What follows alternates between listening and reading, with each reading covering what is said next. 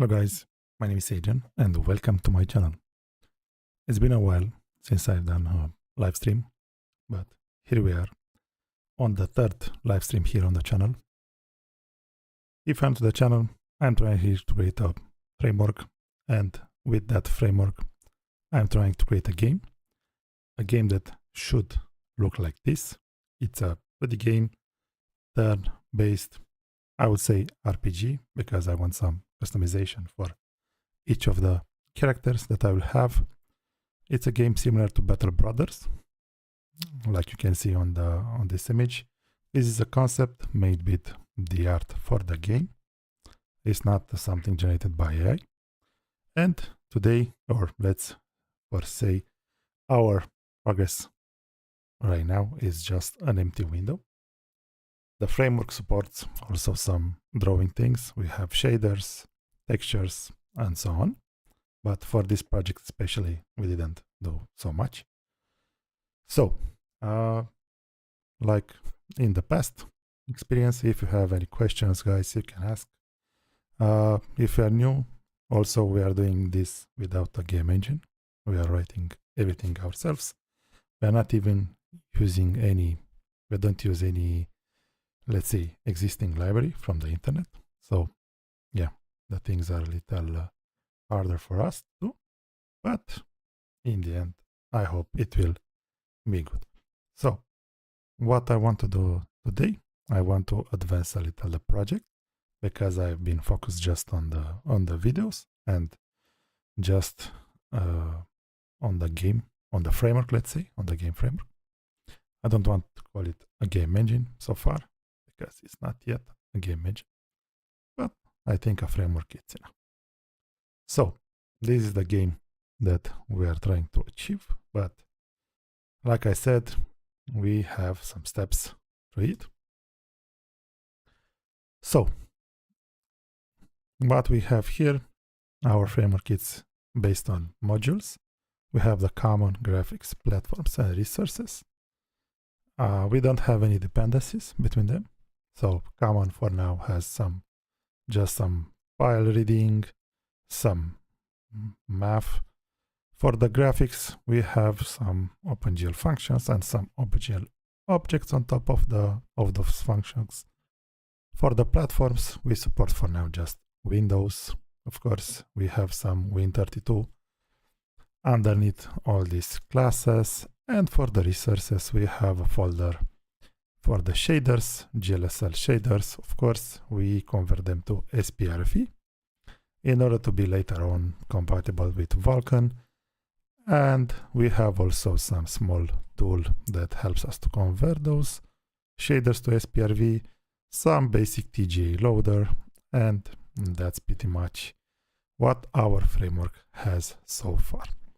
In the, let's say, game part, so far we have just this main file, which uses some game engine class that I have, and underneath is just some window managers, input managers, initialization, and not that much.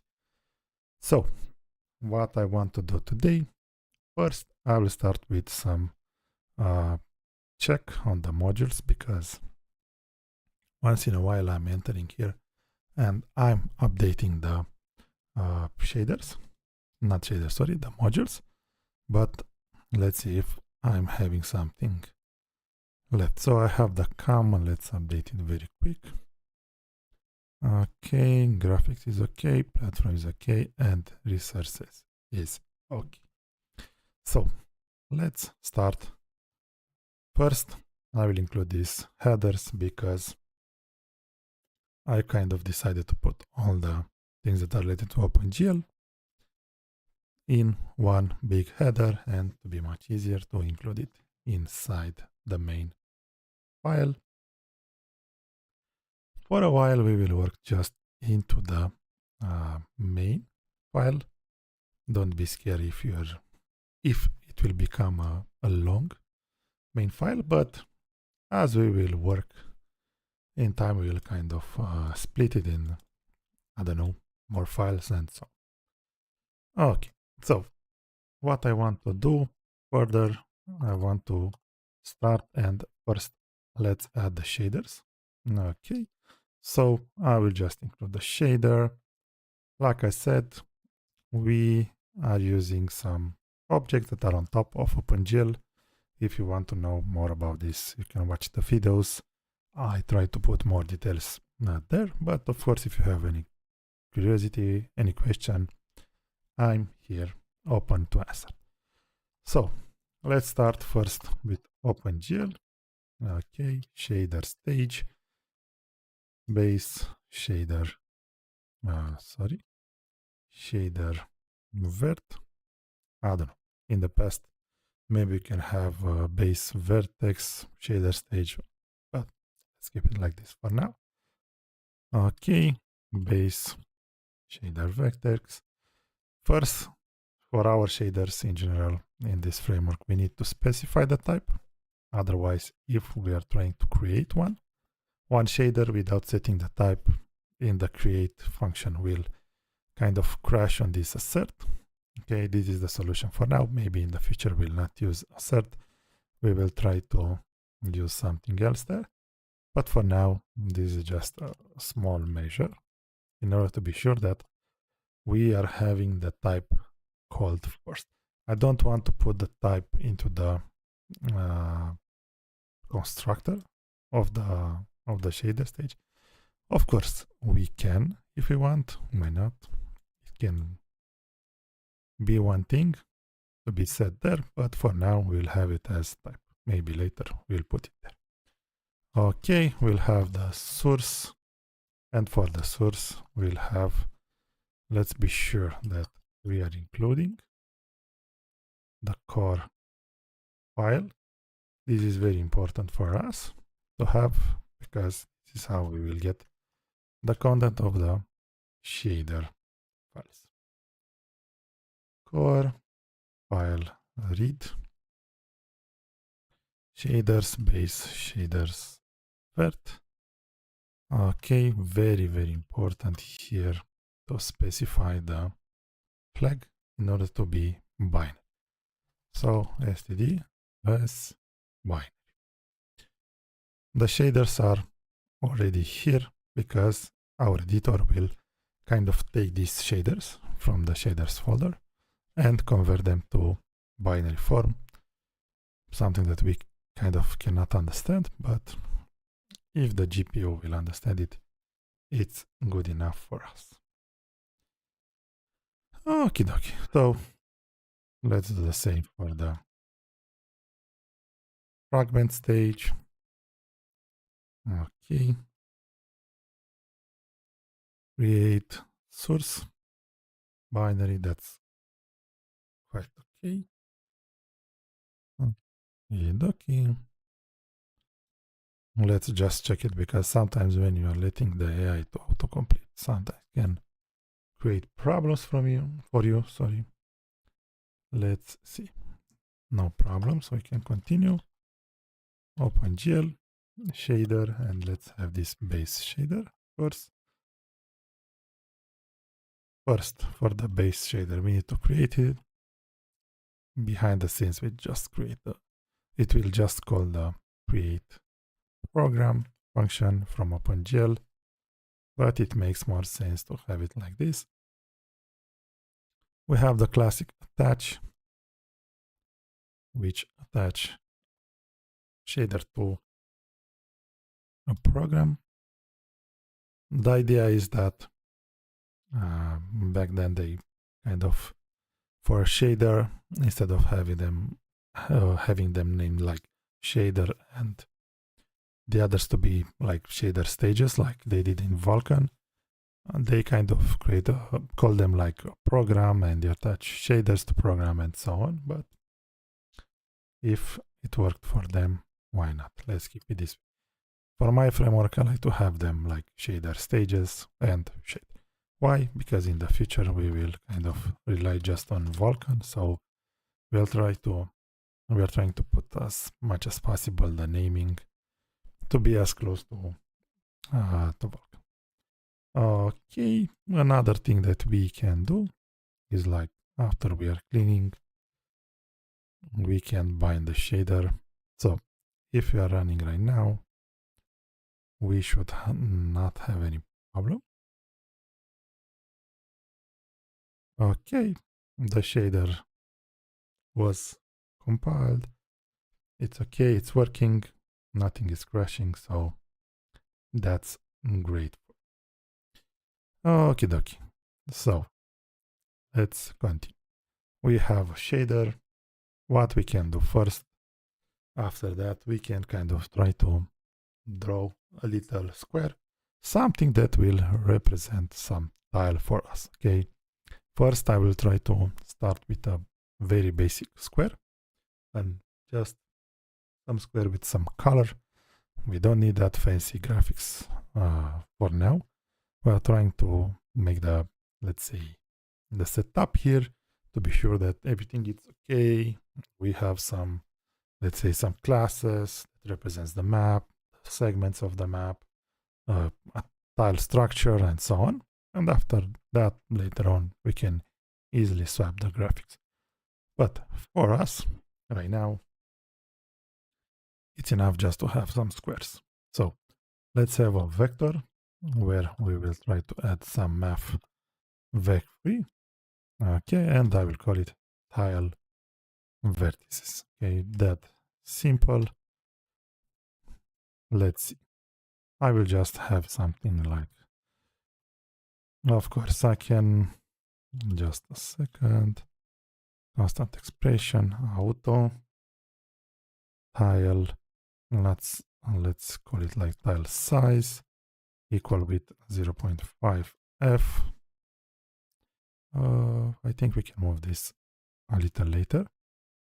So, and let's have another one, tile half size, like this. Let's put multiply with 0.5. Why? Because I like it much better this way. Okay, so we have minus for tile half size, again minus, so we are just mapping the vertices for, let's say, for a square. 0.0 for now for the z component. At some point we will swap, we will let the I component with 0 and this will become the z, but for now, because we will try to rendering into the, let's say, orthographic mode, it's enough to have it this way. Okay, another one. For another one, we'll have the tile half size. Let's try to speed up the things a little here. We'll have the minus 0.0. Just a second. Okay. 0.0. I just pressing the dot. And at the end, we'll have this. Let's align a little, just a little. Okay. So for this, we will have a very simple vector with UI in 32. We'll call it tile elements. And we'll have 2, 1, 0 and 0, 3. These will represent the two triangles that we'll have for our tile vertices. If you want, you can play a little bit it and see if we map the coordinates correctly. Let's hope we did. If not, we will try to fix it. So we have the information for the vertices. Let's have a buffer, OpenGL buffer tile VBO. Very simple. Of course, we need to include the buffer class, otherwise cannot use it. OpenGL buffer. Okay, tile VBO here. We call the create function, and after that, tile VBO. VBO from vertex buffer object, and we'll call the storage. And for the storage, we have core buffer make data, and we'll make the data based on the vertices. And after that, 0, because we don't have any flags for the storage. 0 in our framework at the end will represent the static drawing, which means that we are not trying to upload the information in the buffer very often. Hello, welcome to our channel, or to our live stream if you were already a subscriber. Okay, OpenGL buffer file EBO from the elements buffer objects. Some other guys on the internet prefers to have it as indices buffer object. It's your choice. I like with elements, but it doesn't matter so much. Okay, for the storage, we are trying to create the same strategy here. We are trying to make a data based on the elements. That's okay. And what we need to do in the end, like for any OpenGL thing, we need to create a vertex array, which of course we need to make it available. OpenGL vertex array. Okay. And we'll just name it tile.vo. We create it, of course. Okay, and after that we'll use the attach vertices, which when I'm talking about the vertices, I'm not referring to this vector. I'm referring to this buffer. This is something that exists in OpenGL. Most of the tutorials doesn't show you this, but we have two nice functions on the vertex array. One that you can attach a buffer that represents the VBO, and one that kind of lets you to attach the indices buffer. And this is much cooler than what we used in the past. Okay, tile VBO. And we need also for this function to use the size of the vertex. In our case, a vertex now has just 3 elements, 3 floats of vec3, which represents just x, y, and z for the position. We are not using, we know that we want to, we will have the texture coordinates, because of course we will have some textures, but right now for the what we are trying to solve so far, just to put the, let's say the basic map here in the game, we will not use the textures. So that's why we are using just a simple vec3. Okay, and we attach also the elements, and at the end, of course, we can attach the attributes. And another attribute that we'll add, it's 0, 3, because now vec3 has 3 floats. We'll have OpenGL constants float type. Okay, and offset off, and we'll use the mat vec3, and we'll use x.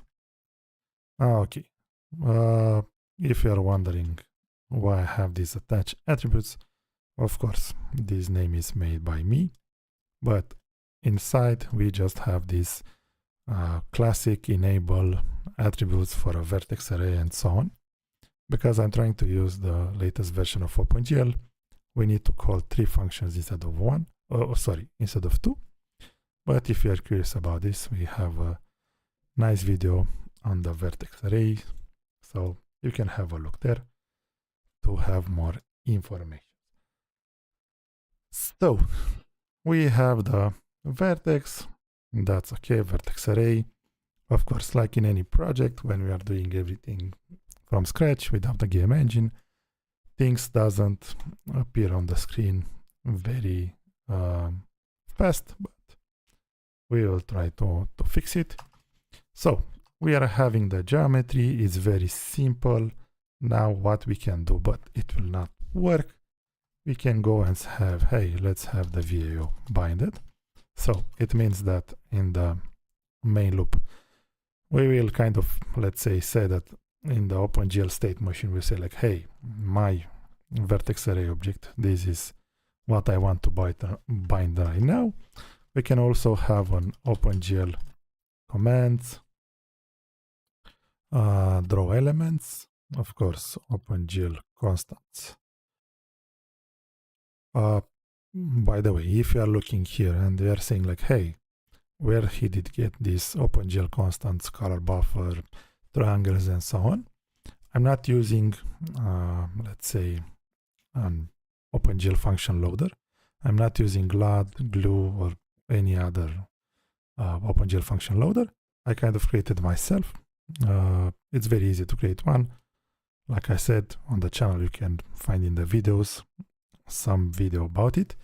So what I have here is just something that I declared based, of course, on the OpenGL documentation. I'm not putting in my constants here values that I kind of getting random from the internet. It's just something that I kind of getting from the official documentation. So that's why things are looking like this. And even in this function, we are calling something like function draw elements. But this in the end is just a pointer to the GL draw elements function that is very classic in, let's say, OpenGL. So just in case you were curious about it. So we are having, the triangles. Okay, tile, elements size, very simple. R, and at the end we are putting a 0, which means the offset, but the offset should be 0 because we want to draw everything from the start until the last element that we have. Okay, if we are running right now, some of you will expect to see something on the screen because, to be honest with you, we have a shader that it is initialized, we have a draw command and so on. But the problem is that in our shaders, and if we are looking first here, in our shaders we are having two uniform buffers. One is for the camera and one is for the transformation, and we kind of don't have them set up. So that's why we are not seeing. Our geometry, I can say for sure, it's somewhere around, but not visible because we are missing those uniforms. So let's fix that and let's have some something on the screen for now. So what we can do, or what we will do first. Just a second here. Now what we need to do is to create 3 uniform buffers. Uniform buffers are like any buffer in OpenGL, but they have a special type, which is the uniform buffer. In the past, probably you worked with the vertex array buffer and elements buffer. Uniform buffer is something that helps you to kind of group some uniforms into a structure and send them like a structure that makes more sense than having called a GL uniform program, or how that function it was called. So we are using the uniform buffers because it's much easier. And the first uniform buffer that we will have, it will be called camera UBO. Why camera UBO? Because I'm trying to mimic the names for the camera, transform, and we have something also for the material. Okay, when I'm talking about the material, I'm not referring to the material where you can kind of have those nice options for setting the textures, the colors, and so on. When I'm saying materials, it's more like just a simple color for now. Okay. So let's continue. We have our camera UBO. The same, we need to create a camera UBO. And what we need to do further, just a second, camera UBO. We need to bind base. What this bind base means is like we need to specify first that our buffer, its type of uniform buffer. And after that, we'll use something like core buffer, and we'll use camera. So this bind base, it refers to, hey, I want to bind this buffer to this binding point. Okay, 0 in our case. I created some small enum here to have like 0, 1, 2, to be much easier for me to remember how to use it. But if you don't prefer this, you can use 0, and that's it. After that, we need to specify camera UBO. We need to specify the storage of the buffer, because the buffer needs to know how big is the data, and if you have the data also, it's good. And at the end, OpenGL will use constants because it's a dynamic draw.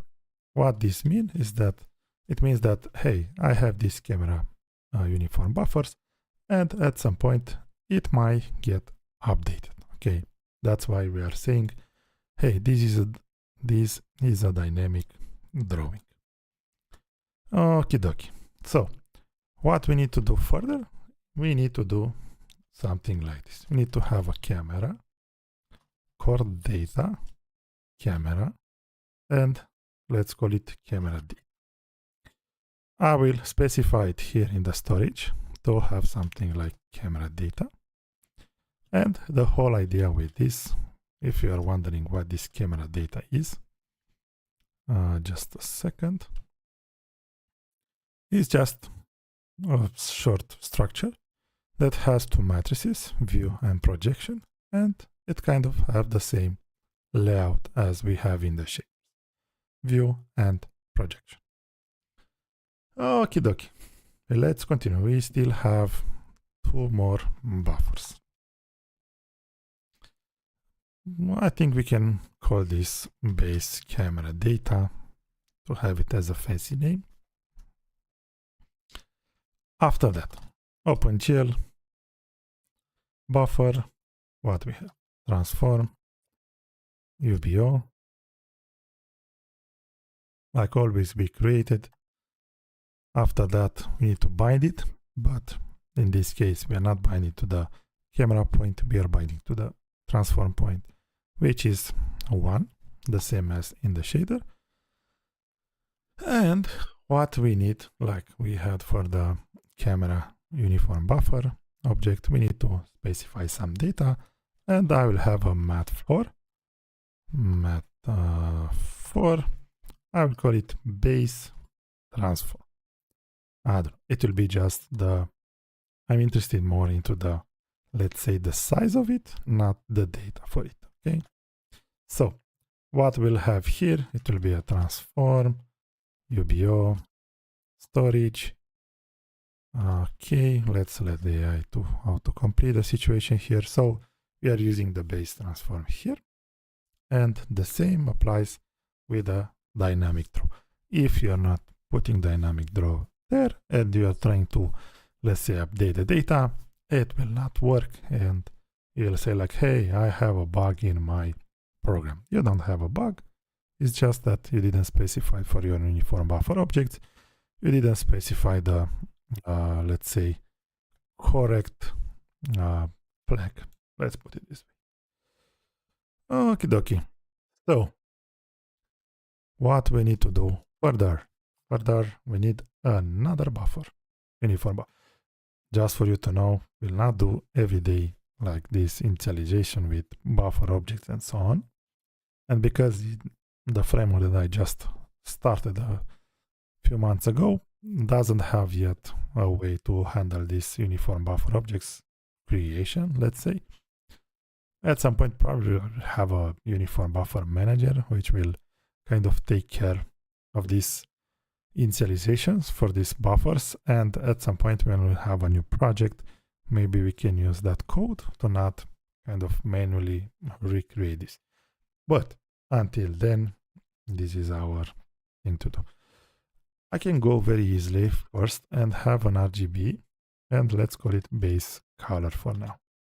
Okay, and I can put it as 1.0, and so on. Okay, because we will do the same situation here, but let's have the color prepared. OpenGL, buffer, material, UBO, material UBO create, bind base, and we bind it at the material, let's say binding point, and we are trying to make data for the storage based on the base color. So we have the uniform buffers, that's quite okay. If we are trying to run right now, let's see what we get on the screen. If we are lucky enough, we should see something. We are seeing, let's say, a square that it's a little stretched. Okay, and that's quite okay. What we need to do further, why this is stretched, because we have our, let's say, basic camera basic data, and we kind of just saw earlier that we have two in the camera data. We have two matrices, but both, or let's say both of them are initialized, or let's say are in the default state, and that's why we kind of have just, let's say, this stretch square. What we need is to kind of, let's say, correct or calculate the projection matrix. Right now, we don't have a projection matrix if you are looking here. And like I said, first we will start, like, because our game, it will be a 2D game, we will start to put some orthographic projection there. But first, what we need to do, it's something that I kind of don't like that much, but this is what I have so far. I will just take a reference to my window manager. This reference is in my game engine object. And that, what I will do, I'll have like, hey, window manager, window events, callbacks, and on resize, I want to kind of put here a callback, which should take the, let's say, the context for whatever I have in my main function. I will just have the width and the height. Okay, with okay, width, height, that's okay. Just a short, okay, so we have width and height, that's good. Oh, I think I put UI and okay, good. And what I will do first, when my, let's say, window will resize, I want first to call some viewport function. So what this will do, will just update my viewport, will ensure that if I kind of, let's say, resizing the window, it will recenter everything here. Let's try it a little without to see the difference, to see why this function is kind of important to OpenGL. Okay, nothing happens. Let's say the square doesn't come into the center of the screen because the window kind of thinks that you are still having let's say the default or the starting viewport that you kind of set up your window with. So it's important to have this. This is very common when you are resizing your window. And what I will have an aspect ratio that is based on the width and the height. Of course, because my width and height are ints, I need to kind of convert them to floats. And what I will do further, I will have my base camera data projection. I will call the ortho. Ortho is just a function that we have here implemented for our matrix If you're curious more about this math part, I also have a video. So like how it is working, most of the time I'm trying to think, okay, I want to do this in the game, so I want to achieve this, what I need for my framework. I don't use anything, or Unity or Unreal. So I need to implement stuff. So most of the time it's like, okay, I need to implement this. Let's also make a short video about it. And because also I want to have like this journey on the, let's say on the framework, on the game engine, I want to have it recorded on the channel. So most of the time I'm thinking what I need for the game. I'm trying to make a video about it, and for the, let's say the math and for the vectors, I already have videos on the channel. I know writing the math, it's not something that you should do by default. There are great libraries on the internet to use, but I said, why not? What I will use for the word, it's something that I learned from GLFW library. They had an example and they wrote something like this, aspect ratio. And if you are using your projection like this with these parameters, instead of having like 0 width, 0 height as parameters, and also by the way, if you are looking at this, and most of the time you are like, if you used GLM, you saw that you had like 6 parameters, near and far also, but for me, because I'm not interested in the near and far parameters for my, let's say, projection, I'm not interested into the, let's say, the depth. Okay, I can use without it. Okay, it's just less computation. But if you want to use the near and the far, you have some layering system based on the depth. You can use this method. Of course, like I said, I explained in the video the difference. Also, by the way, if you have any questions, guys, or you just want to say hello, I saw that there are quite a few of you on the stream. Don't be afraid. Don't be shy. I'm very friendly, and most of the time I'm answering to all the questions. So yeah, be friendly and say hello. Also, it helps me to get a break from time to time, because I think I spoke for 40 minutes straight. It's not a problem for me, but it helps. So if you have a question, guys, I'm here. Like I said, we are trying to achieve this. Let's see where we can get. I will take a small break while you will probably ask something. I will drink some water.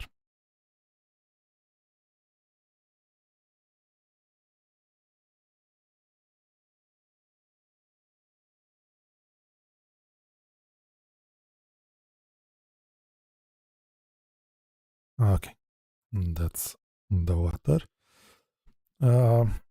Let's run now.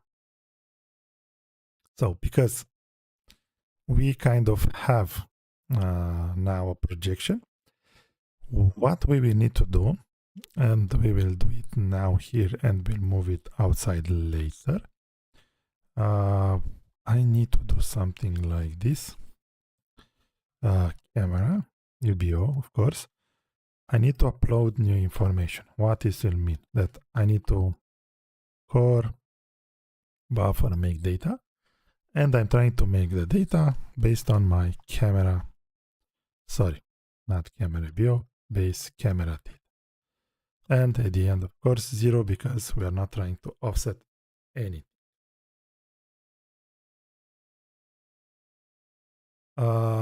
Yeah, if you're asking what why I'm using this buffer make data and so on, it's just a simple structure with a simple function that kind of, in the end, is just I can simply use a, let's say, std pair if I want, but I prefer to have a structure in order to also kind of play a little with these helper functions that kind of, in the end, is much faster. Otherwise, I should kind of calculate, let's say, the size for the type that I'm having here for my base camera data and so on.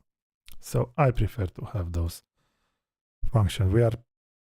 I call this make data, but in fact it's just something that it's like creating a data structure and calculates automatically based on the type the size of the buffer, something like this.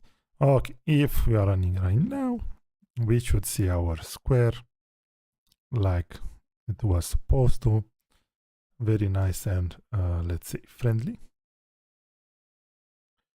Okay, I will move this outside because I will move it, let's say, somewhere around here. I will put it actively into the main loop. Okay, so now we can resize the window. Everything seems okay. Cool. Let's continue. What we can do further, just a second. We have the base color. I want to have just something like math RGB. Let's call it tile color or something. And I will have something like this, 0.0f, 0.41. This is what ChatGPT recommended. I will probably put it, I think we can have it. I will just call it water tile color. Okay. Let's have it like, just a second. I like to align things. Okay, so we have this water color stuff. What I will want to do, I will just want to have something like material VBO, upload, and we'll have this. So let's change the color to the water. It's just something like bluish. It should represent the water tiles, something that we are having here. Of course, this is something that we will put it at some point as the graphics, but for now, I want to kind of to have a code that works instead of having the fancy graphics. First, I want to just have some placeholders to be sure that the algorithm for the map generation, it works good. And after that, we can just swap very quickly the graphics. Okay, that's one thing that I wanted to do. Another thing that we can do is something like this. Let's have a constant movement for now, let's say. Core platform time, delta time, time, multiply, and let's just have it as twice the delta time. And let's see it in the, if I'm pressing W, something that's already was there, I will have the camera data, base camera data, view, and I will have some translation, and I will have something like 0.0 minus the movement. Okay. The same I will want to have for the S, but without the minus. If you are seeing that I'm calling directly translate on the view, is that my translate function kind of, let's say, accumulate or add the result to what already exists. Most of the tutorials are showing you like they are creating a new matrix, an identity matrix, and they kind of, let's say, work or they kind of alter that matrix, and each loop they will kind of reset it. But for me, this is how I implemented the math. It's similar with what we have in Unity. Okay, it also the same as GLM. Okay, the, let's say, most common OpenGL library or math library, or how you want to call it. So, but the people are using a little different. They prefer to kind of reset on each frame the matrix. For me, I don't want that. So if I'm pressing W, it will go up. If I'm pressing S, it will go down. Very good.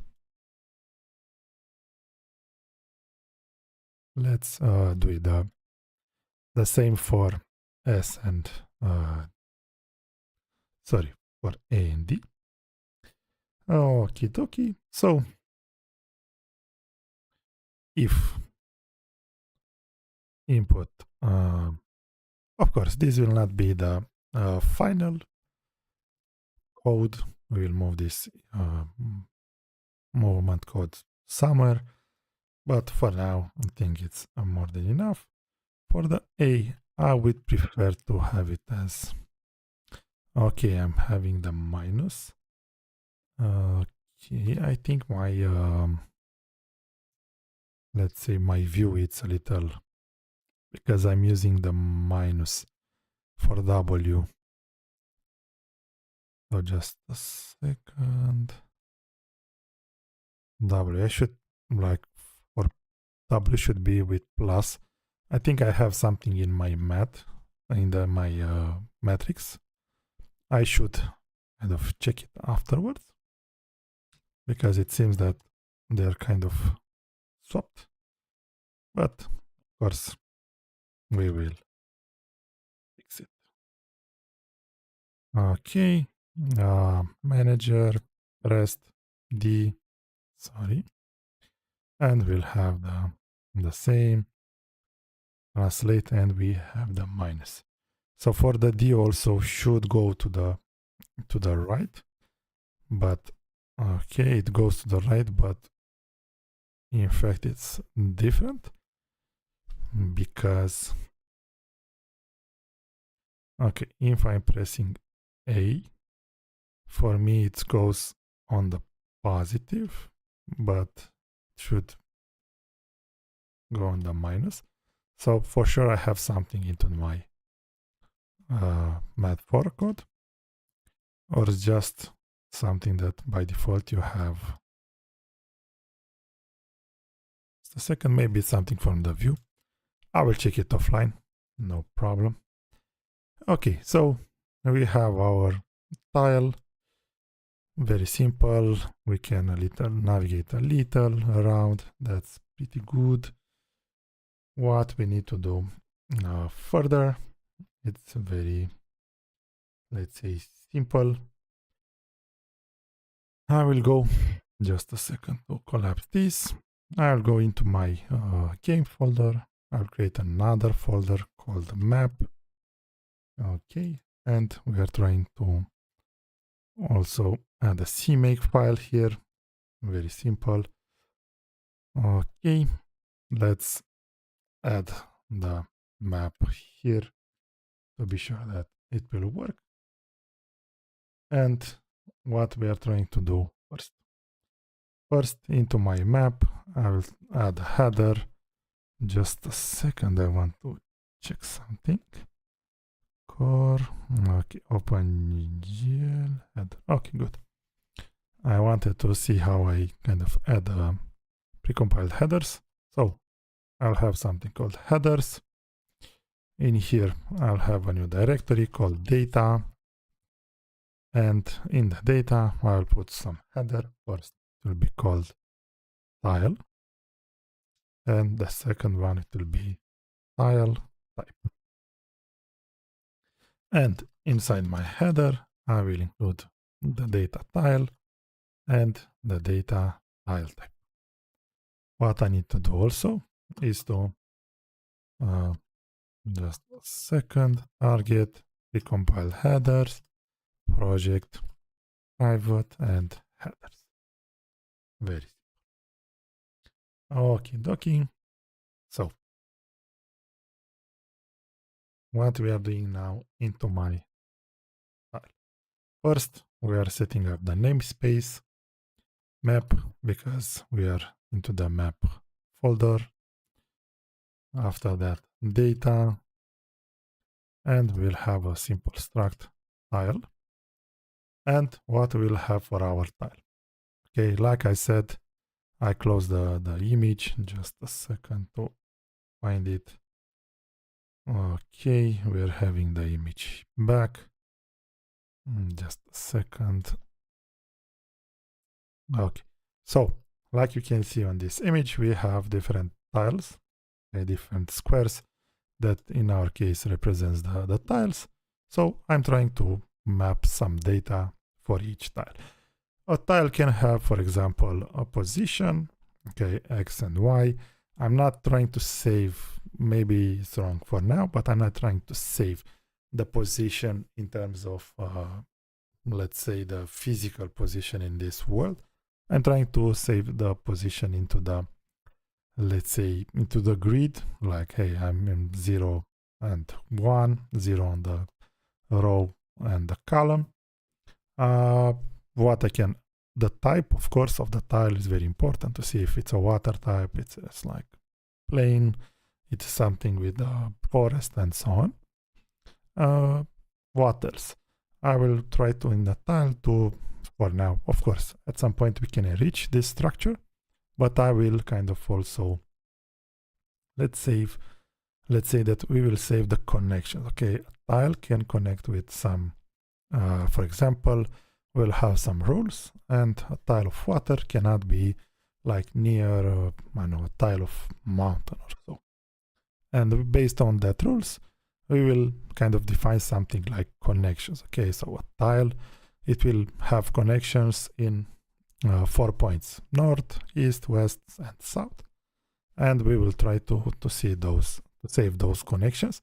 And based on that, we will generate the neighbors with, let's say, if we'll have a tile that will have 2 neighbors, it will kind of need to specify this, for example, this type of tile that has water and, let's say, ground on 2 of the neighbors, like in here and in here. So yeah, like I said, we will enrich this at some point. It's not the final, let's say, tile class, tile structure, or how you want to call it, but okay. Let's add also in the header here, let's have the std int. Okay, I don't know if we'll need, I think, okay, we will need for the, okay, we'll use the span. I will explain a little later what it is. Okay, so we are having the y, x and y, like I said. It's not the physical, like it's like, I don't know, in the world at 3 on x and 5 on y. It's more like the index on the grid, because of course our world, it will be represented by a grid. So x will represent some column and, I'm sorry, some row, and y will represent some column, something like this. Okie dokie. Just a second.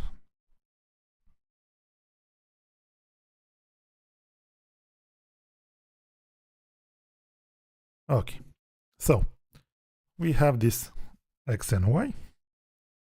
Like I said, another thing that we'll have will kind of be the type, and I want the type to be 0, and we'll have something like connections, which I want to be 0 for now. Okay, so this is what I need, let's say, to start with the connection, the type, and x and y. For the types, the same namespace, map, data. Here we'll have an enum, tile type, and we'll have something like this. We'll have water, we'll have plains, okay, we'll have a transition tile, which is plains with water. We'll have the hill, we'll have hill with plains. We'll have mountain. And of course we'll have mountain with hills, hill. Probably we'll add something like, just a second, we'll add something like mountain with plains. I don't know. But for now, let's try to see something like, hey, I have the water, I have the, let's say, the plains, I have the hill and the mount. And of course, on each of them, we'll have, for example, you can have a forest. No, hello, welcome. It's not pre-recorded. Why? I'm here, like moving the mouse. You see? You can see it.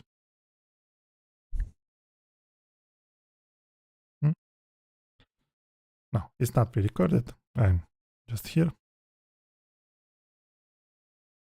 Okay.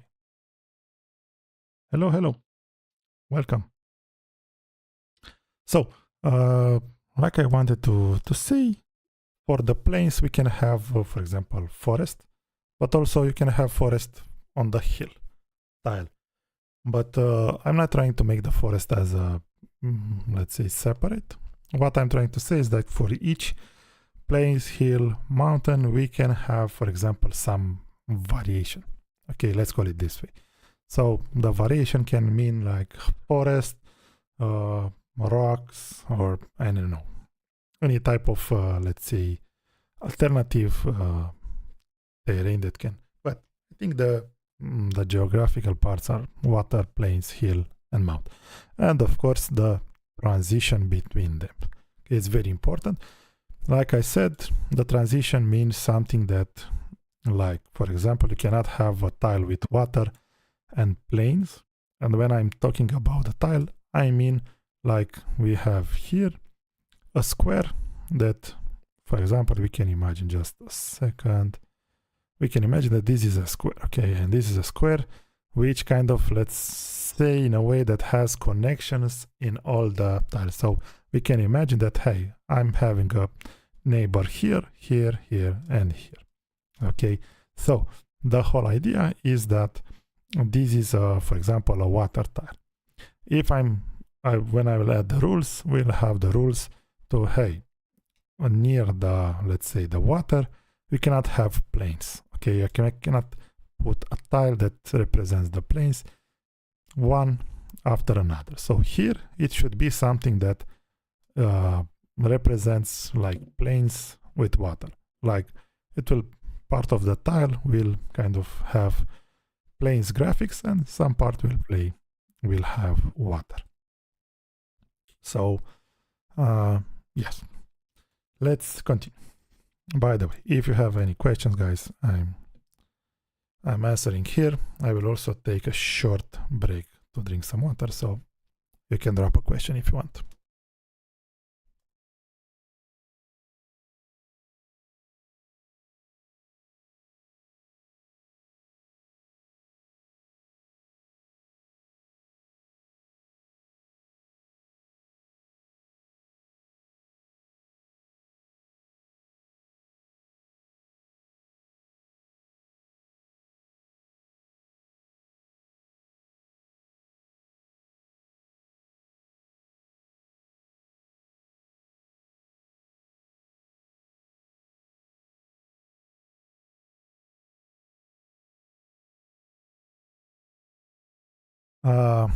So what type of game?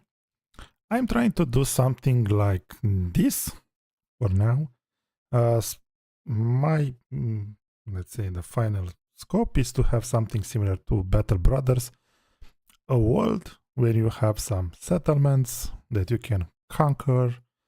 You have other nations that are kind of fighting with each other, and everything happens like on the map. You can navigate in a, let's say, real-time kind of environment.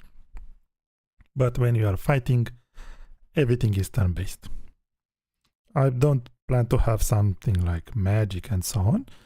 The catch, let's say the catch, but not the, let's say the something that I innovated. It's not an ideal idea, but the scope, it will be to have something like between your army, between your units in the army, to have some, let's say, connections, something similar to Darkest Dungeon 2, if you know the game, where you kind of, when someone attacks or it's attacked, a character can kind of react. Okay, I want to have something like action and reaction stuff.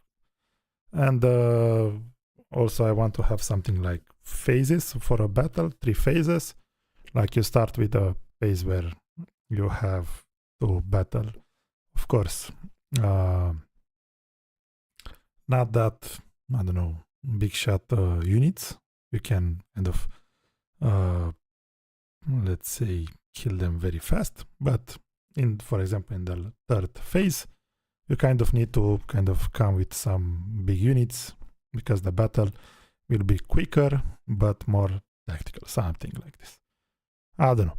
First, I want to, because I'm not using a game engine and so on, I'm just enjoying the process. I'm trying to create the map and we'll see where we will get. For now, we'll just have a short tile. So yeah. On the channel, also in the videos, I'm kind of recording with videos the journey on this so-called game engine, how to name it. So yeah, also I have a day-to-day job, so from time to time I'm kind of trying to put the effort. But by the way, I have a GitHub page. It's in the link of the description of the channel. Also, I can put it here. So even if on YouTube I'm not that active, if you are kind of give it a follow to the GitHub, you can see that I'm kind of putting a lot of code changes like daily. But yeah, I'm not sure. I just observed that I'm not sure if I answered your question, but it should be tactical RPG. At any point, you can just come and ask question. You can leave a comment on a video if you have a topic. I'm answering. I'm active. I have the application from YouTube regarding the channel. So I'm having here the comments. If you are asking, I'm kind of protected. Just a second. Hello, Zik Code. How is your name? I will answer in a second. Just I want to create this class. So the next thing, I will create a segment header. Okay. To answer the question, so yes, I'm working in the game industry. I worked mainly into my game industry all my life, but I'm not at work. I'm not working for a, let's say, that nice of a.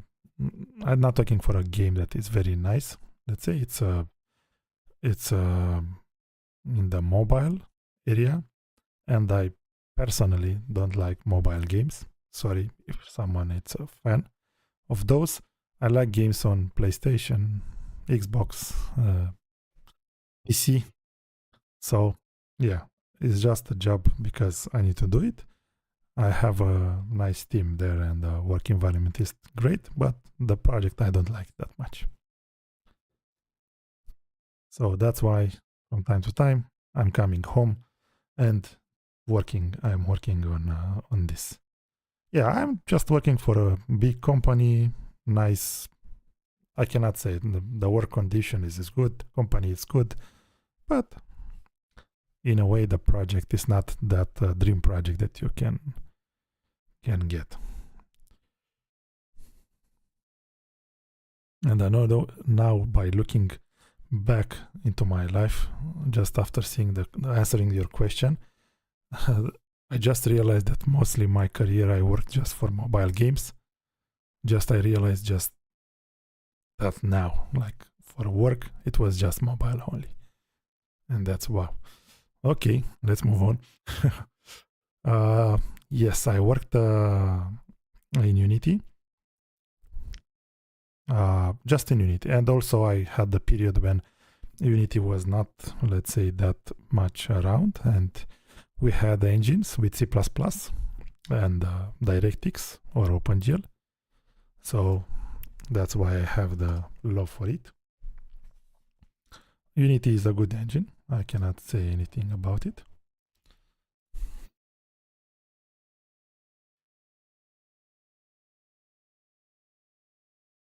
Okay. For the segment, what I want to do for the segment first. The IDE that I'm using is the C Lion from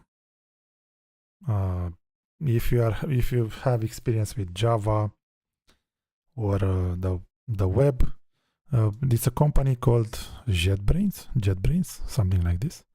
And yeah, this is called C Lion, and it works mostly for C++, but also Visual Studio. It's a good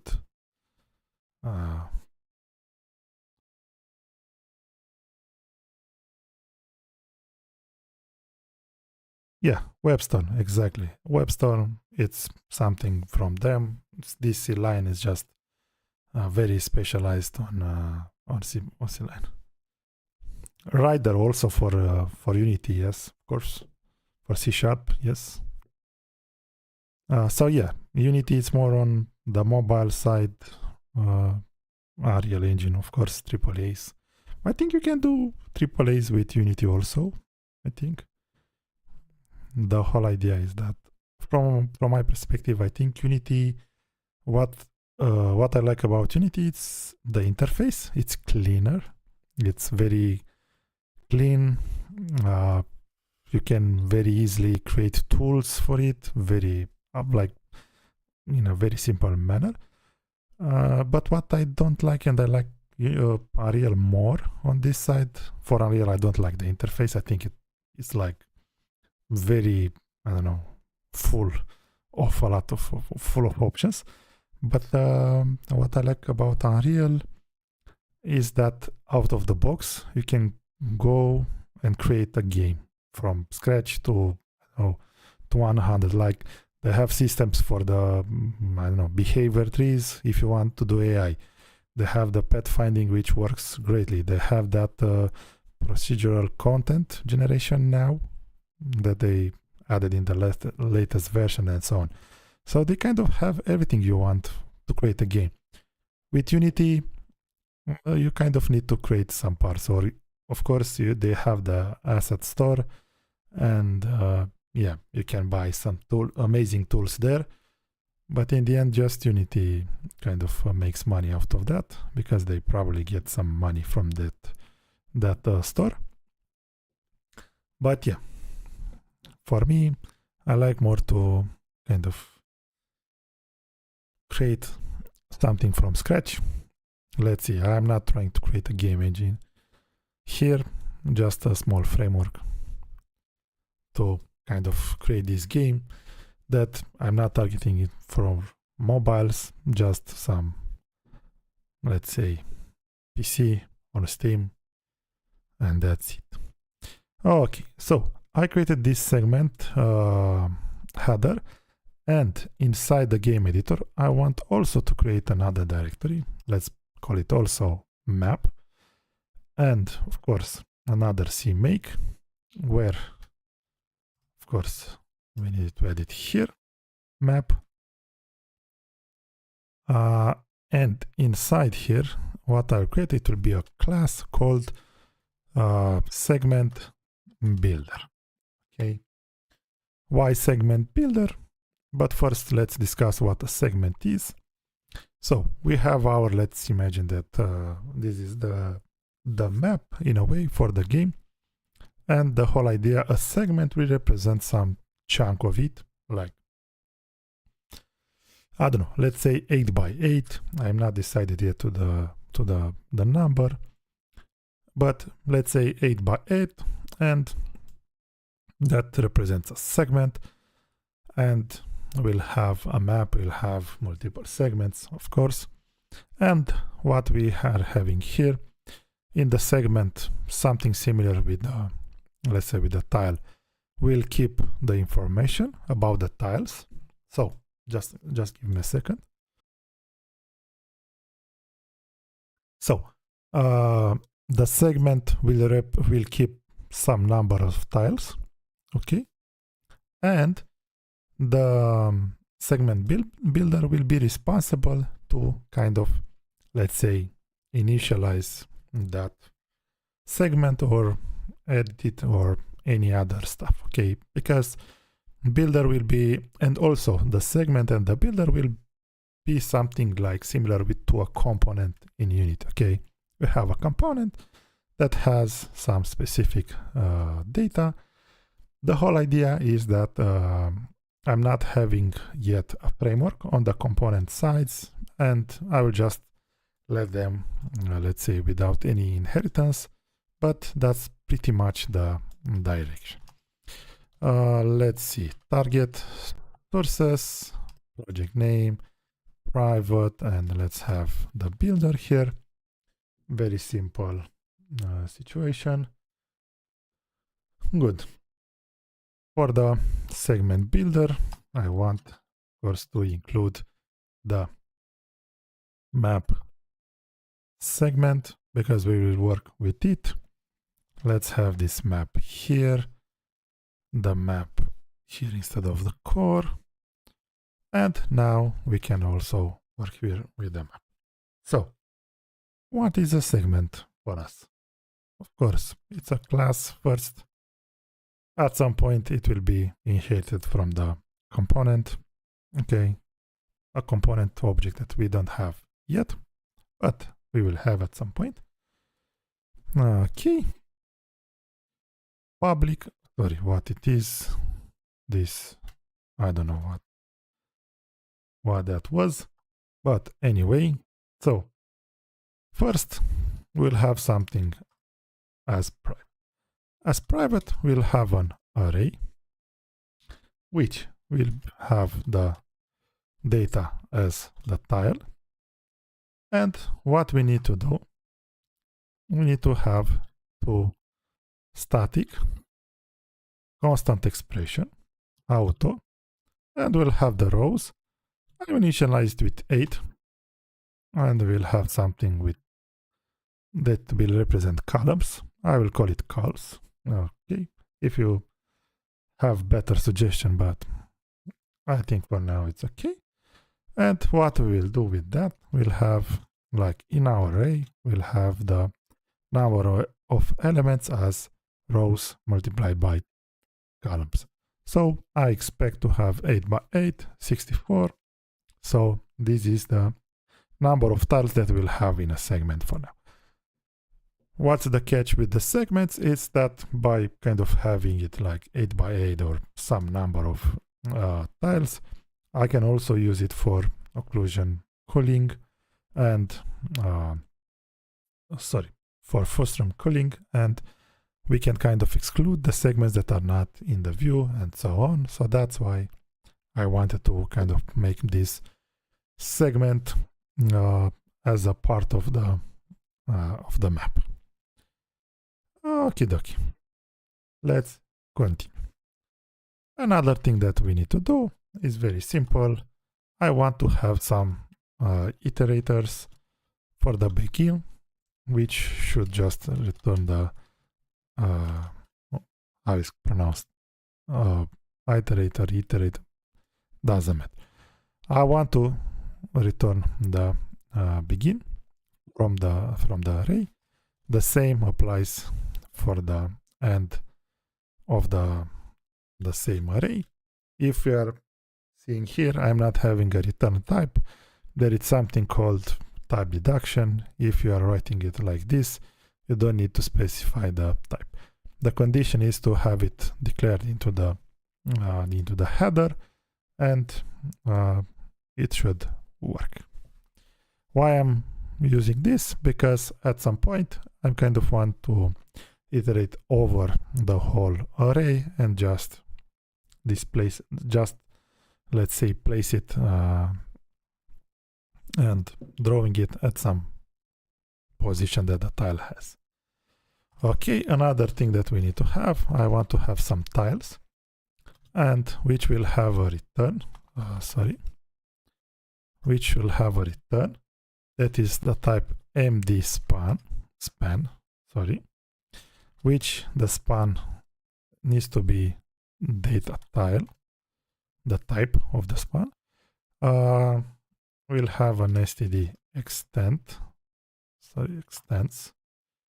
Okay, we need to specify the size t, rows, columns, and tiles data. Why I'm kind of using this in a second. So what is this MD span? Maybe you kind of use the span for the let's say the vector and for the arrays. MD is multi-dimensional span. So what you need to do with this structure? This structure is like exactly, it's just to be, I will explain in a second. So the span is just a view. Okay, if it's the same in C#, so it's span is just a simple view. Doesn't have, it's a structure that doesn't have the ownership of the memory, but it's kind of add some nice functions on top. For example, some functions for the mainly for the access. Okay, because for example, I'm having this array. So I'm having this array. We know that array is just just a place of the memory that is like continuous into the memory. Of course, you don't have the notion of the rows, columns, and so on. With MD span, this is the multi-dimensional span, which means that, hey, I can go and say like, hey, I'm having this data, okay, like this, but I want to have it as rows and columns, okay? And it's much easier to kind of access it. You'll see in a second how nicely you can make use of it. It's something that they added in C++ 23, I think, but yeah. And what we need to do, we need to initialize this with the, let's say, default, because we are using it here, and the MD span, I don't know how to pronounce it, needs to have it. Hello, welcome to our channel. Exactly, it's like a view access. I'm not saying that it's similar, but I don't need to go and calculate the index at the, I don't need to calculate the in order to get the tile at the I don't know, row 3 and column 5. I don't need to go and, hey, let's have row multiplied by that plus modulo columns and so on. I'm just going to call, I will show you in a second. So in the builder, just a second, I will show you in a second. So for the builder, what we are having here, we are having a public and some private stuff. For the private stuff, we'll just have a pointer segment. I will have a pointer to a segment, okay? That's pretty much everything, and we will just get it to the, let's say, constructor. So, okay, and at the end we'll have something like auto generate empty. This can be constant because we will not change it, and let's align it. Okay, let's have this. So the segment, it's here, and for the empty, generate empty part. First, I will take a reference to our, I will call it tiles, to our, I am from Balkan, yes. So I will make a reference to the tiles, okay, the tiles that, if you remember, returns an MD span. I'm having this, and after that, what I'm doing is like auto row equal with 0. Row smaller than segments rows. Row plus plus. The same applies for the column.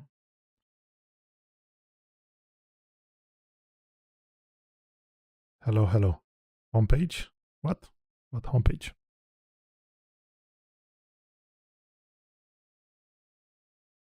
Okay. We're having 0, column smaller than segment. Okay. And now, like I said earlier, with this MD span, it's very simple. I'm trying to I'm trying to have the tile, and it's something like this. We are making a reference to the tiles. This tiles is just an MD span, okay? And the beauty is that you are using row and column, okay? I don't need to calculate any index, any blah, blah, blah, any other stuff, okay? I'm just doing this, and they have this function somehow to take care of it, okay? And the beauty of it, oh, thank you, thank you. Nice to have you here. I heard that they changed the algorithm and now they're giving you more good recommendation in general. I saw also on my homepage that I'm getting things like that I'm using, that I'm kind of more fan of than before. Okay, so the whole idea is that this MD span is very optimized. It's like in let's say, for example, if I didn't have this MD span, I will do something like, I don't know, E multiply by the rows with plus something and so on to get the index. But now something like that happens behind the scenes that you don't need to see. It doesn't allocate this MD span, doesn't allocate any memory at all, so you can use it freely. It's just if you are getting a copy for it, it's just the MD span is just a very simple class, doesn't have that much memory. So yeah, it's very nice to use it. Okay, so what I'm trying to do for my tile, I'm trying to see that the tile type, it's, of course, by default it will be water, but okay, water. And tile X, I'm trying to have the row. Tile Y, I'm trying to have the column. Let's align the things a little. And how we are making use of these things, very, I don't know, simple in a way. Right now, because I don't have a way, I'm not having yet a game class or something else, I'm just putting them into the main file, but hang with me, we'll move slowly things inside classes and so on. Okie dokie, so just a second, let's see where to put it. Let's do something here. Of course, for the editor side, we will include the map segment builder, and for the rest, we'll have like map segment. Of course, the segment builder has the segment included and we can just let it, but if we will not be in the editor mode, we'll miss this header, so it's better to include it even if we have it already. So we'll have a map segment. Let's call it very simple, map segment. After that, map segment builder. When I'm saying builder, I'm not referring to the design pattern, so we'll not have something like functions that I'm trying to say builder. In the future, if we will have a good name or a better name, probably I will change it. The whole framework on, like I said, I'll put the link again on from GitHub. On YouTube, let's say I'm not putting content that frequently, but on GitHub you can see that like if you follow the page, you'll get notification daily because I'm changing names, things that I'm trying to optimize behind the scenes. So yeah, for now we will name it just a segment builder, but later on we will see which name should be better. Okay, dokie. So let's continue. Also, guys, if you have questions, don't feel free. We are like by the end of the stream already. Like we are very close to the end of the, let's say, of what I propose to have today implemented. So you can start asking questions. I'm not let's say upset when I need to answer things. Okay, here reference to my let's say map segment, because this is what I set for my segment builder. Of course, the segment builder here is a pointer where maybe we'll change it, I don't know, to a shared pointer or something else, or let's say a unique pointer, and we'll move the ownership. But yeah, I will try to be sure that at some point I'll make sure that the builder will not, let's say, delete somehow by mistake the, let's say, the pointer. Okay, we have we have the builder, we generate the map. We don't do that much.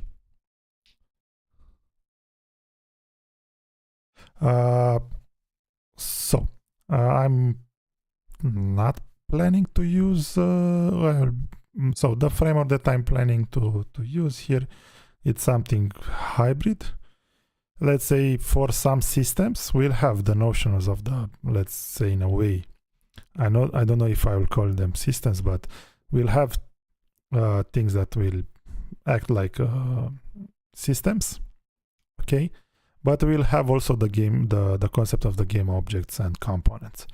But the difference is that, like I said earlier, a segment, for example, it will be a component, okay, but you see my segment is just data. Okay, I have some functions here, but these are just getters. Okay, it's just data. So I'm planning all my components to have just data. I want to have an hierarchy, to have game objects, to have the components attached to them. Sorry. So the idea is that the game components will be very useful for the editor also, to kind of visualize it very, very easily. And the whole idea is that if you are implementing the game objects in a way that for simple scenarios you are using it, you will not have problems. And for systems like particle systems, I don't know, pet finding and so on, things that can kind of work on multiple entities, or many entities. Of course, I will implement some system, and I will try to also to add a multi-threading there, because this is where the ECS is shining. Not having a system that works like with 1 million entities is to have jobs multi-threading there to handle those million. So I will, if you are familiar with Arial, Arial uses the game objects, right? Like Unity. So, and they are not pushing the entities and all that stuff, but behind the scenes, they have some systems that are using ECS in a way. So what I think, my personal opinion, is that Unity kind of use this ECS just as a marketing innovation, something on their side. I'm not saying it's bad. ECS, it's kind of delivers good performance, but yeah, it was just marketing. I can kind of, for example, at work, I cannot use ECS. The project is in a way that kind of is not with it's not made with ECS. ECS will be an overkill. You don't need to do it. So game objects are just fine.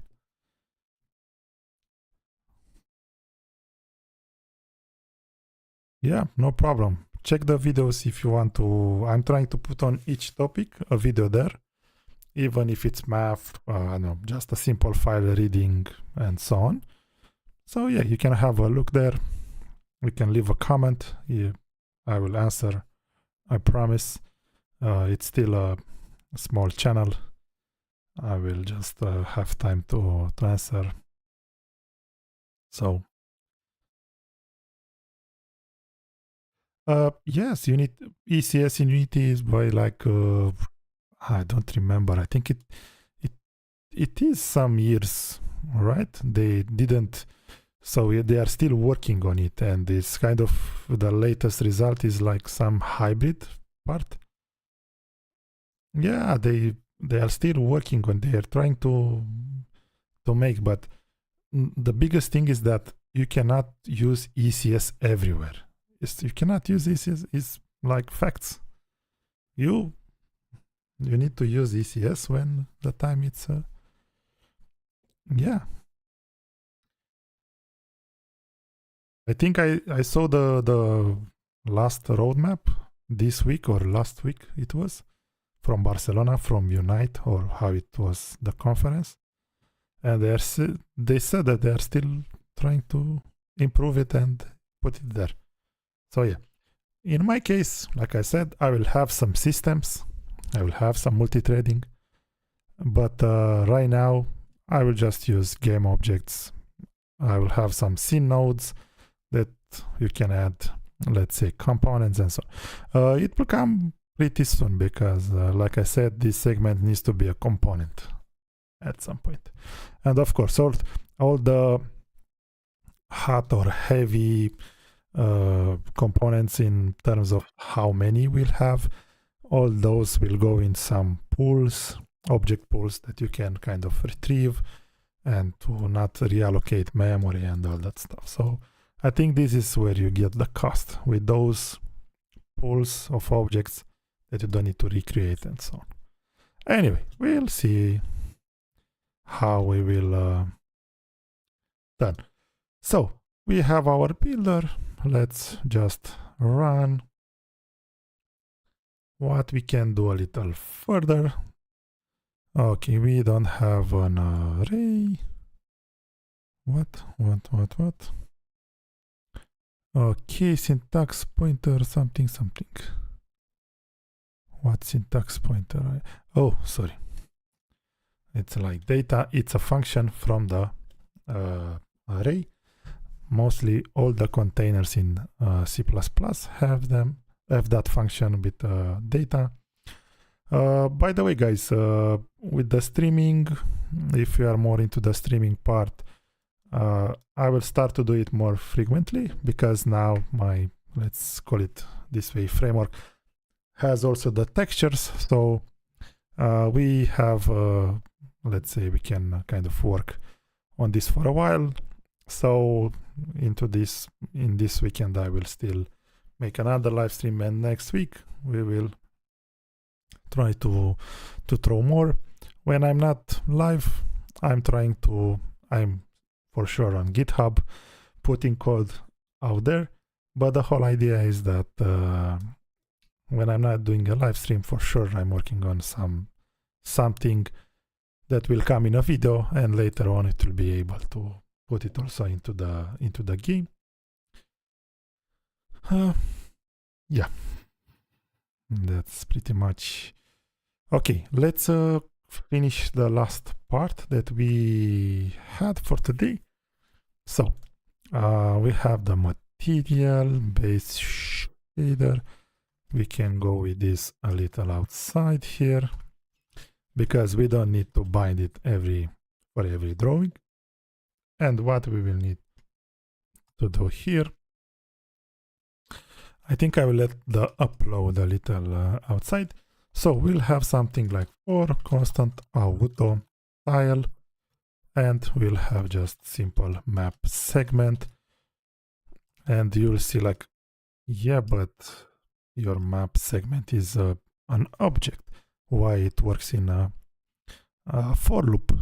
It's because, if you remember, I put this begin and end function with the iterators, or how those are called, and C++ will know to use them into a for loop. So that's awesome.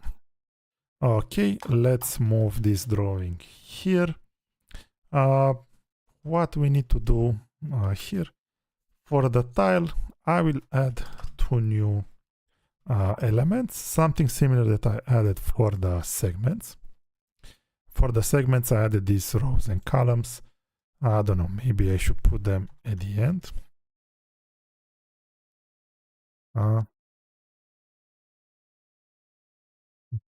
No, because I need them here. Okay, let's let it like this, or we can move just this. I think it's better. Okay, so something similar with this we need for our tile. Let's have a constant expression, auto, very simple, and let's call it width. And I'll put it 0.5, and I'll put 0.01 here, just like a small offset. It will be removed at some point, but it will help us to have a better visual.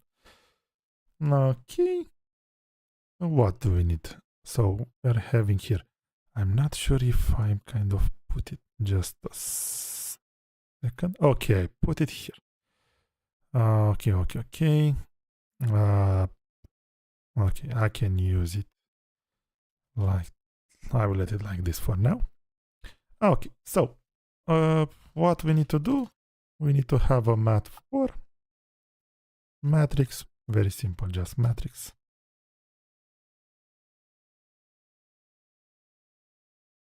Okay, this matrix needs to translate, and what we will have, we'll have a static cast, okay, to the float, and we'll have the tile x because it's an integer. Like I said, tile x, and if we are remembering it from here, is just a position into the grid. Okay, it's not position like in the world, it's in the grid. So in here, in this at runtime to the main loop, we are just converted to the position. Maybe at some point, of course, we'll do some batch rendering. For example, the whole segment, all 64 tiles will go into the same buffers, and we'll have just one draw call, not like we have right now. But that's for later. And we need to multiply it with the, let's see, map data tile width. Okay. The same applies for the height, and we can have this like here. So we have a matrix that it kind of translated to the position of the tile. And what remains for us is to upload the matrix into the transformation uniform buffers, uniform buffer, because it's just one.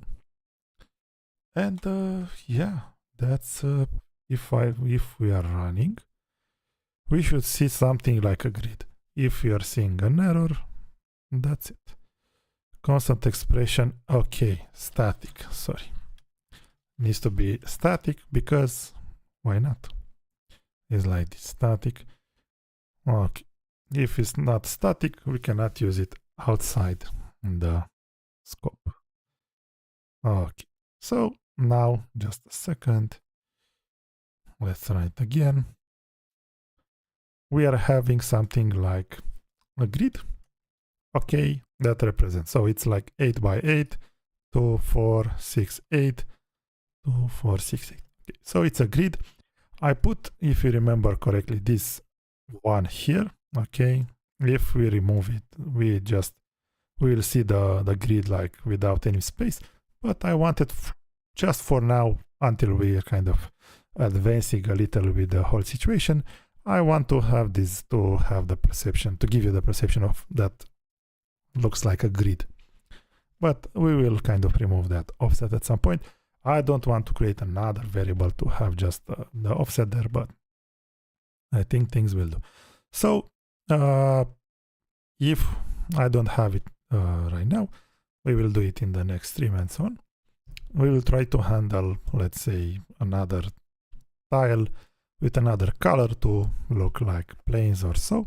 But for now, let's we know that when we generate our segment is just with tiles of water. In here, if we are looking at the reference,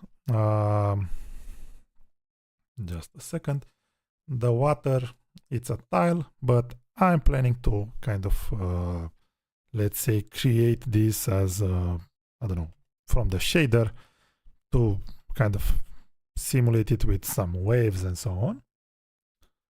But for now, it will do as static water. So I think that's pretty much what I wanted to do today. To be honest with you, I didn't expect to have that many people, let's say, around. But it's good that I met new people interested in these topics. So like I said, if you have questions, if you want to, at some point you are watching any video, you're watching this, you did something on the internet, and it's of course related to the making games and so on, you have any questions, like just write a comment. I'm pretty active. At some point probably we'll make a Discord, okay, but now the community, let's say, it's still smaller. When we will kind of increase in numbers, we will have on GitHub, like I said, I'm very active, like almost daily. If you follow the page, probably you'll get notifications on when I'm working on repos and so on. Thank you also for being here. It is let's say, very, how to put it, a very nice morale boost when you are having someone on the stream. Is not like just talking. On the first two streams, I kind of was like a little alone there, and there's like, you can take a moral boost hit. But today was great. Thank you guys. It kind of helped. If you have any questions, I'm all ears. If you don't have any questions, I will go. And yeah, I will just try to see what I can do for the next stream. Yeah.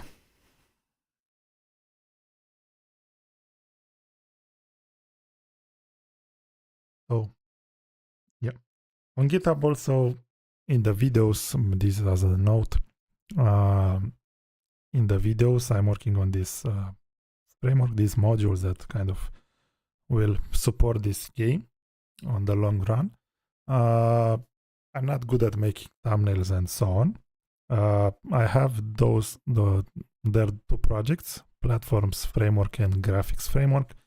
These two projects should work as examples for the modules. On the platforms, you should get more like into the how to have a window, how to resize it, how to do that. And on the graphics, the focus should be on how to kind of, let's say, draw stuff that kind of looks more nice. I'm trying constantly to, let's say, improve those projects. At some point when I will have time, I will also add documentation.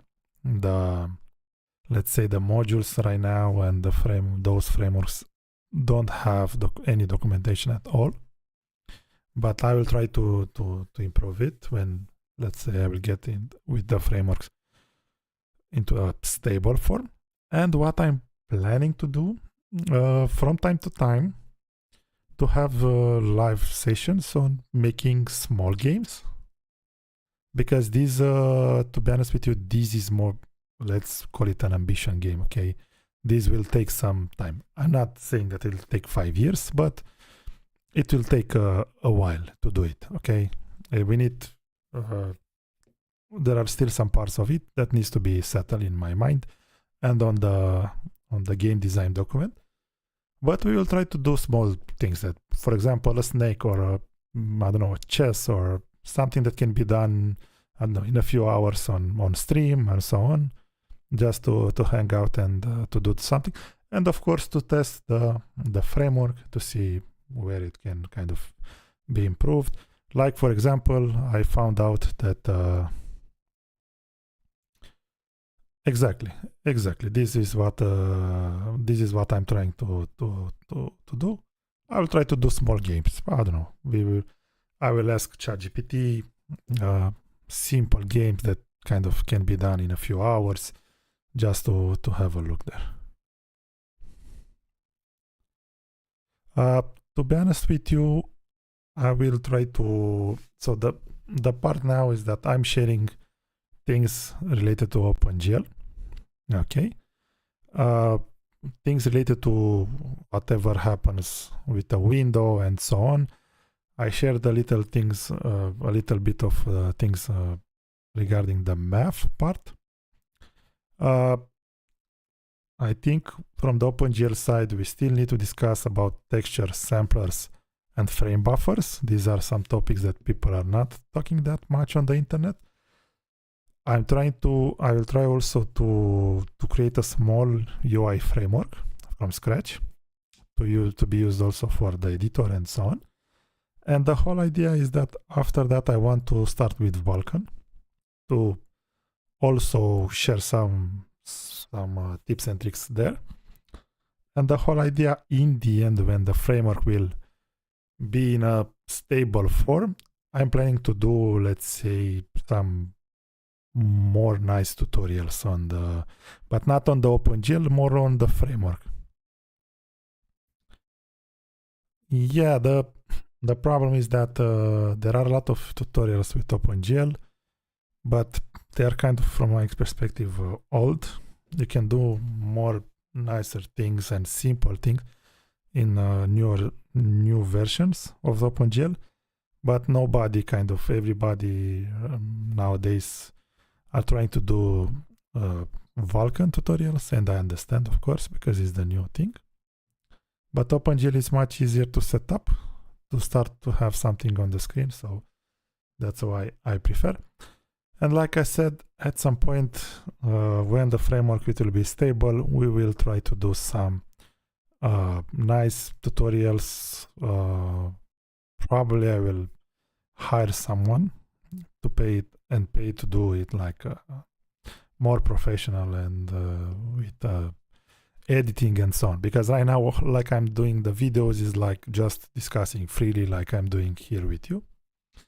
Because I don't have time to edit all that stuff. And yeah, game jam but we still need to. I have a list. We need to have the navigation. Some A-star pathfinding navigation there. We need to have the behavior trees to be able to do to have like not a state machine, but to have some AI system there. And the physics, we need to have some physics. After that, you can do some things. Animations, it's already something that you can do a game without animations, of course. So, yeah.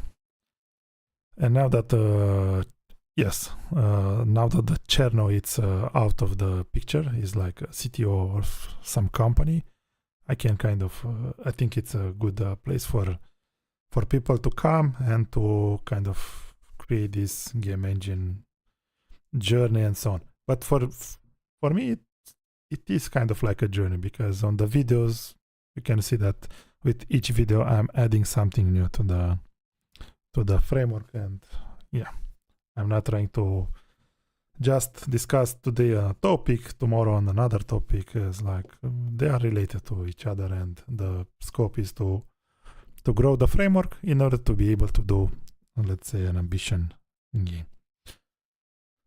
So guys, I think this is it for today. 2 hours. I didn't expect this. I was like, I will go and in 30 minutes I will finish, but it's good that I met you. It's nice to have you there. Like I said, I will try to put more frequently the code, these live streams. If you have questions, like I said, don't be shy, write a comment. If you saw something on GitHub, on the code, in the videos and so on, yeah, don't be afraid to recommend it. I'm very friendly, and yeah, I will try to remain this way. And yeah, see you next time. Have a nice day. Have a nice evening. Let's see first if YouTube generated a thumbnail for me. Just a second. Okay, let's see. Okay, so it appears that I'm having a thumbnail from YouTube, which is good. So, like I said, nice to have you here. It was a very great experience. And yeah, see you next time. And why not see you in the next videos somehow. Even if those are uploaded offline, we can still chat in the comments. So, bye bye guys. Have a nice day.